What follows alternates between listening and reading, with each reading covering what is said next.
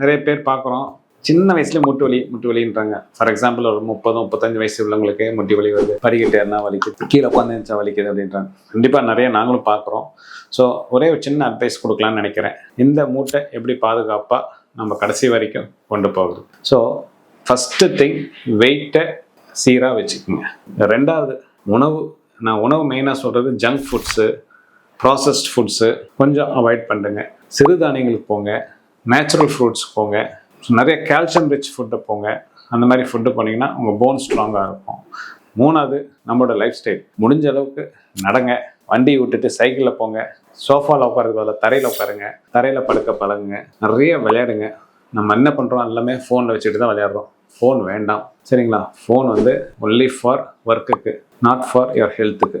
So நல்லா exercise பண்ணுங்கள். உங்கள் ஜாயிண்ட்டு ஸ்டேபிளாகவும் ஹெல்த்தியாகவும் இருக்கும். இல்லைன்னா நீங்கள் கண்டிப்பாக நான் சொல்கிறேன், 40-45 வயசுக்கு மேலே உங்கள் முட்டு வலி அதிகமாகி உங்களோட ரொட்டீன் லைஃப் பாதிக்கும். அப்புறம் டேமேஜஸ் சீக்கிரமாக அப்புறம் கடைசியில் சர்ஜரியில் போய் முடியும். நான் எல்லாத்துக்கும் சொல்கிறது, திருப்பியும் பழைய காலத்துக்கு லைஃப் ஸ்டைலுக்கு வாங்க. இந்த காலத்து ஃப்ரீ ஸ்டைலுக்கு போகாதீங்க. நீங்கள் உங்கள் ஜாயிண்ட்டை டேமேஜ் பண்ணிவிடுவீங்க. ஸோ அதனால் உங்கள் ஜாயிண்ட்டை பாதுகாப்பாக வச்சுக்கோங்க.